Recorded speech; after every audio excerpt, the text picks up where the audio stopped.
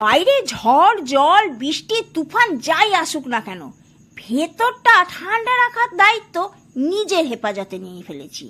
সকালে মাংসের পোটলাটা দেখেই ম্যারিনেট করে তাকে ফ্রিজে চালান করে দিয়েছিলাম। আজ রাতে বাপু তোমার আর মুখ দেখে কাজ নেই। আকাশে মেঘ করেছে, ঠান্ডা ঠান্ডা হাওয়া দিচ্ছে, টুক করে বার করে নিয়ে এসছি। এইবার পেঁয়াজ দিয়ে 2-4 পাক নাড়া দিতেই এমন জল বেরিয়েছে। আঁচ মিডিয়ামে করে ঢাকা দিয়ে দিয়েছি 3 থেকে 4 মিনিটের জন্য। ততক্ষণ একটু পেঁয়াজ আর রসুন এমন আজকে বেটেছি আর তোমায় এমন ভাজবো, তোমাকে যে পাবে একেবারে চেটে পুটে পরিষ্কার করে ফেলবে।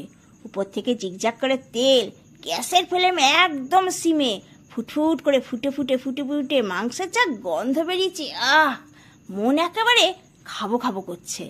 আর তার সঙ্গে প্রেসারে সিটি দিয়ে দিয়েছিলাম একটা, তাতেই এমন নরম তুলতুলে হয়ে গেছে। ঠান্ডা করে নুন দিয়ে তাতে 1 বাটি দিয়ে দিয়েছি আটা দিয়ে এমন পরোটা আজ বানাবো। গাজরের পরোটা যে খাবে, বড় থেকে ছোট, দাদু থেকে ঠাকুমা, সবাই বাবা বলতে বাধ্য। এই যে ময়দা দিয়েছি একটুকু ফাটবে না, তেল দিয়ে একেবারে তেল চকচকে করে ফেলেছি। আর এইবার ঠিক 10 থেকে 12 মিনিটের জন্য ঢাকা দিয়ে ফ্রিজে ভরে দেবো।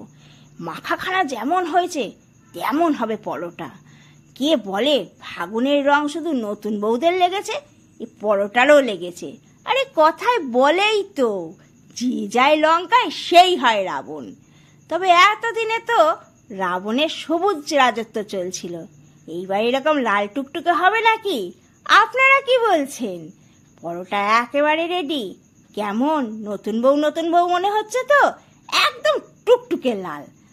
যেমন রং তেমন স্বাদ। সেদ্ধ করে নিয়েছিলাম গাজর, ওই জন্য গাজরের মোটে গন্ধ নেই। যাকে দেবেন সে একেবারে চেটে পুটে তুলে দেবে। তবে আজ আসি, বাই বাই।